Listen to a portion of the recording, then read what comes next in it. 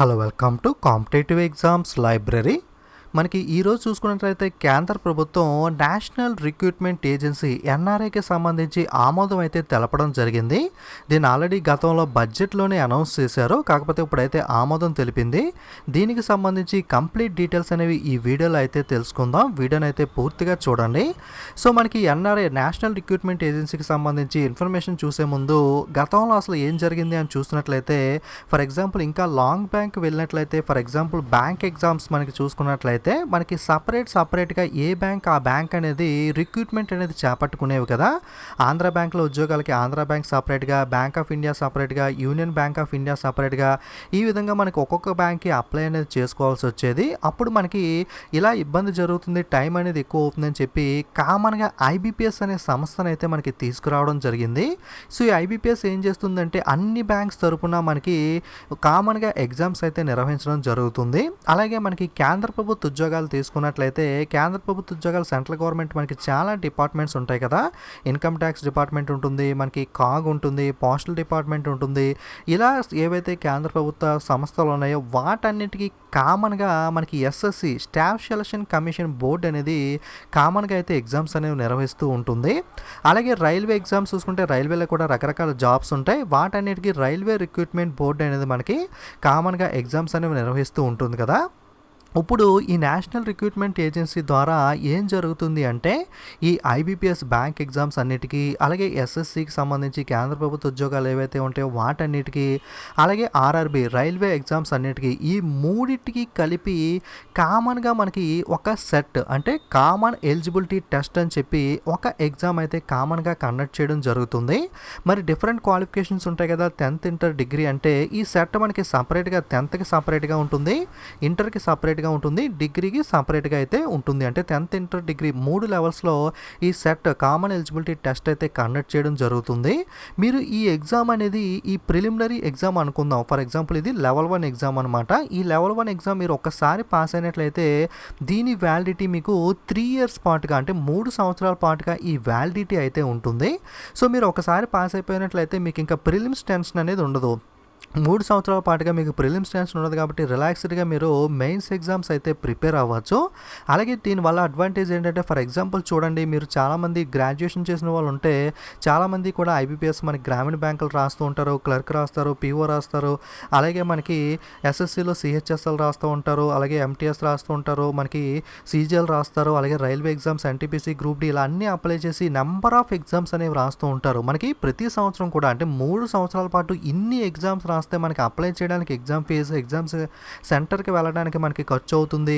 ఇలా చాలా టైం కానీ మనకి మనీ కానీ ఈ విధంగా వేస్ట్ అనేది అవుతుంది కదా. సో దీనివల్ల ఏమవుతుంది అంటే మూడింటికి కలిపి కామన్గా ఒకే ఎగ్జామ్ ఉండటం వల్ల మీకు నెంబర్ ఆఫ్ ఎగ్జామ్స్ రాసే బాధ తప్పుతుంది, ఎగ్జామినేషన్ ఫీజు బాధ తప్పుతుంది, ఎగ్జామినేషన్ సెంటర్కి వెళ్ళి అక్కడ ఇబ్బందులు పడడం, ఇలాంటి బాధలన్నీ కూడా మీకైతే తగ్గడం అయితే జరుగుతుంది. సో మీరు ఫస్ట్ లెవెల్లో ఈ మూడింటికి కామన్గా లెవెల్ 1 ఎగ్జామ్ అనేది కండక్ట్ చేస్తారు కదా. సో ఇది అయితే 3 సంవత్సరాల వ్యాలిడిటీ ఉంటుంది. సో తర్వాత స్టెప్ ఏంటి అంటే, మీకు ఎగ్జామ్ రాసి ప్రిలిమినరీ పాస్ అయిపోయిన తర్వాత మీకు లెవెల్ 1 అనేది కంప్లీట్ అయింది కదా. తర్వాత మీరు 3 సంవత్సరాల పాటు రిలాక్స్డ్గా మీకు సపరేట్గా ఎవరికి వాళ్ళు బోర్డు అనేది ఎగ్జామినేషన్ టైర్ 2 కానీ టైర్ 3 కానీ, ఫర్ ఎగ్జాంపుల్ మీకు బ్యాంక్ ఎగ్జామ్ చూసుకుంటే మెయిన్స్ ఎగ్జామ్ అయితే ఐబీపీఎస్ కండక్ట్ చేస్తుంది కాబట్టి ఐబీపీఎస్ అనేది మీకు ఏం చేస్తుంది అంటే టైర్ 2 ఎగ్జామ్, అలాగే ఇంటర్వ్యూస్ ఉంటే ఇంటర్వ్యూ కండక్ట్ చేస్తుంది. అలాగే ఎస్ఎస్సి అయితే ఎస్ఎస్సి బోర్డు అనేది మనకి టైర్ 2 కానీ స్కిల్ టెస్ట్ కానీ ఇలాంటివన్నీ ఎస్ఎస్సి కండక్ట్ చేసుకుంటుంది. అలాగే రైల్వే బోర్డు అయితే రైల్వే కండక్ట్ చేస్తుంది. అంటే ప్రిలిమ్స్ అనేది మీకు నెంబర్ ఆఫ్ టైమ్స్ రాసే బాధ అనేది తప్పుతుంది. సో 3 సంవత్సరాల వ్యాలిడిటీ కూడా ఉంటుంది కాబట్టి మీరు ఒకసారి ఈ ప్రిలిమ్స్ అనేది పాస్ అయిపోతే తర్వాత మెయిన్స్ అనేది ఏ బోర్డుకి ఆ బోర్డు అనేది మనకి సపరేట్గా అయితే కండక్ట్ చేయడం అయితే జరుగుతుంది. ఓకే, మీకు క్లియర్గా అయితే కంప్లీట్గా అర్థమైంది అనుకుంటున్నాను. ఒకసారి మనం డీటెయిల్గా అయితే చూద్దాం. Cabinet approve setting up of National recruitment Agency NRA to conduct the common eligibility test. Okay, ఈరోజు ఈ కామన్ ఎలిజిబిలిటీ టెస్ట్ నిర్వహించడానికి నేషనల్ రిక్రూట్మెంట్ ఏజెన్సీని ఏర్పాటు చేయడానికి కేంద్ర క్యాబినెట్ అయితే మనకి ఆమోదం తెలపడం అయితే జరిగింది. Okay, a multi agency NRA to encompass the first level test. Okay, ఇది కేవలం ఫస్ట్ లెవెల్ టెస్ట్ మాత్రమే కండక్ట్ చేస్తుంది. నాన్ గెజిటెడ్ పోస్టులు ఏవైతే ఉంటాయో వాటికి సంబంధించి మనకి బోర్డులు అనేవి రద్దు అనేది చేశారు. చాలామంది ఎస్ఎస్సి ఇంక ఉండదు, రైల్వే బోర్డు ఉండదు, ఐబీపీఎస్ ఉండదు అనుకుంటున్నారు. ఇది కేవలం సెకండ్ లెవెల్ ఎగ్జామ్స్ యథావిధిగా జరుగుతాయి. కేవలం ఫస్ట్ లెవెల్ ప్రిలిమ్స్ ఎగ్జామ్స్ మాత్రం ఎస్ఎస్సికి, రైల్వే రిక్రూట్మెంట్ బోర్డుకి, అలాగే institute of banking service personnel ఐబీపీఎస్కి మూడింటికి కామన్గా ఫస్ట్ లెవెల్ ఎగ్జామ్ మాత్రమే ఈ NRA national recruitment agency common eligibility test ద్వారా అయితే మనకి కండక్ట్ చేయడం జరుగుతుంది.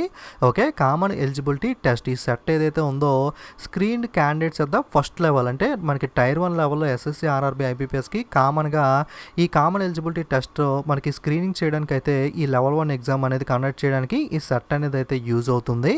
Based on the screening done at the set score level అంటే మనకి లెవెల్ 1 ఎగ్జామ్లో ఏదైతే స్క్రీనింగ్ జరిగిందో దీని ఆధారంగా final selection for the recruitment shall be made through separate specialised tiers 2 or tier 3 etcetera. అంటే మనకి ఎగ్జామ్ను బట్టి టైర్ 2, టైర్ 3 ఇవన్నీ కూడా ఫైనల్ సెలక్షన్ అనేది ఎవరు చేస్తారు అంటే which shall be conducted by the respective recruitment agencies. అంటే మనకి బ్యాంక్ ఎగ్జామ్స్కి ఐబీపీఎస్, సెంట్రల్ గవర్నమెంట్ జాబ్స్కి అయితే ఎస్ఎస్సి, అలాగే రైల్వే ఎగ్జామ్స్కి అయితే ఆర్ఆర్బీ అనేది మనకి నెక్స్ట్ లెవెల్లో అంటే ఫస్ట్ లెవెల్లో స్క్రీనింగ్ అయిపోయిన తర్వాత టైర్ 2, టైర్ 3 ఇలాంటివన్నీ కూడా ఏ బోర్డుకి ఆ బోర్డు అయితే మనకి సపరేట్గా అయితే చేసుకోవడం జరుగుతుంది. Okay, A computer based online common eligibility test for the graduate, higher secondary, 12th class and matriculation candidates as a path breaking reforms.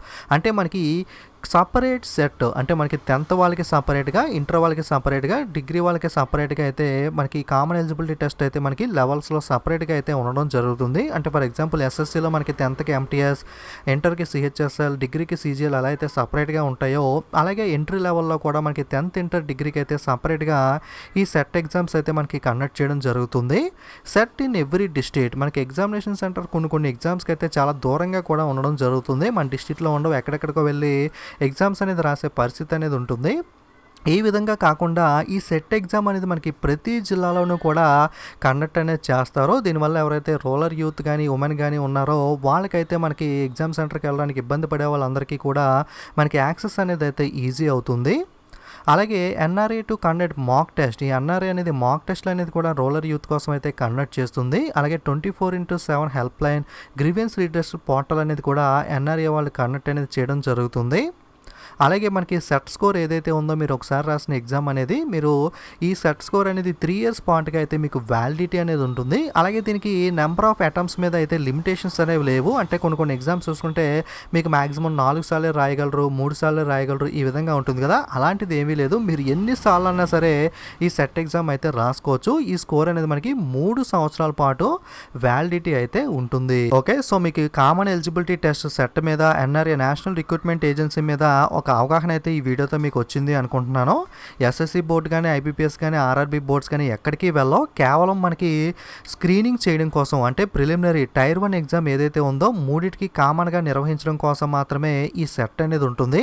తర్వాత మనకి ప్రిలిమినరీ అయిపోయిన తర్వాత టైర్ 2 ఎగ్జామ్ ఏదైతే ఉంటుందో టైర్ 2 కానీ, టైర్ 3 కానీ ఇవి ఐబీపీఎస్, ఎస్ఎస్సి, ఆర్ఆర్బీ యథావిధిగా అయితే కండక్ట్ చేస్తాయి. మనకి అడ్వాంటేజ్ అయితే ఉంది, ఎందుకంటే మీరు గ్రామీణ బ్యాంకులకు ఒక ఎగ్జామ్, ఐబీపీఎస్ పీఓ ఒకటి, క్లర్క్ ఒకటి, ఎస్ఎస్సి ఒకటి, ఆర్ఆర్బీ ఒకటి, ఇలా ప్రిలిమ్స్ ఎగ్జామ్స్ ఇన్ని రాసే బాధ లేకుండా కేవలం ఒకే ఎగ్జామ్ మనకి 10th ఇంటర్ డిగ్రీకి సంబంధించి 3 రకాల సెట్స్ని మీరు ఒకసారి రాసినట్లయితే మీకు టెన్షన్ అనేది ఇంకా 3 years పాటు ఉండదు. కాబట్టి మీరు రిలాక్స్డ్గా మెయిన్స్ ఎగ్జామ్స్కి అయితే ప్రిలిమ్స్ బాధ ఉండదు కాబట్టి ఇంకా ప్రిపేర్ అయితే అవ్వచ్చు. మీకు కంప్లీట్గా క్లారిటీ అయితే వచ్చింది అనుకుంటున్నాను. ఇంకా ఏదైనా డౌట్స్ ఉంటే కనుక కింద కామెంట్ అయితే చేయండి. ఇంకా ఫుల్ ఇన్ఫర్మేషన్ క్లియర్ డీటెయిల్గా వస్తే మనకి డీటెయిల్స్ ఎగ్జాక్ట్గా అయితే తెలుస్తాయి. ఇప్పటిదాకా ఉన్న సమాచారం ప్రకారం అయితే మీకు ఇన్ఫర్మేషన్ అయితే క్లియర్గా అయితే ప్రొవైడ్ చేశాను. మీకు ఇన్ఫర్మేషన్ కనుక నచ్చినట్లయితే వీడియోకి లైక్ చేయండి, అలాగే మీ ఫ్రెండ్స్కి కూడా షేర్ చేయండి, వాళ్ళు కూడా ఇన్ఫర్మేషన్ అనేది రీచ్ అవుతుంది. ఇలాంటి మరిన్ని వీడియోస్ మీరు మిస్ అవ్వకూడదు అనుకుంటే తప్పకుండా ఛానల్ అయితే సబ్స్క్రైబ్ చేసుకుని పక్కనున్న బెల్ ఐకాన్ మీద కూడా క్లిక్ చేయండి. Okay, thank you.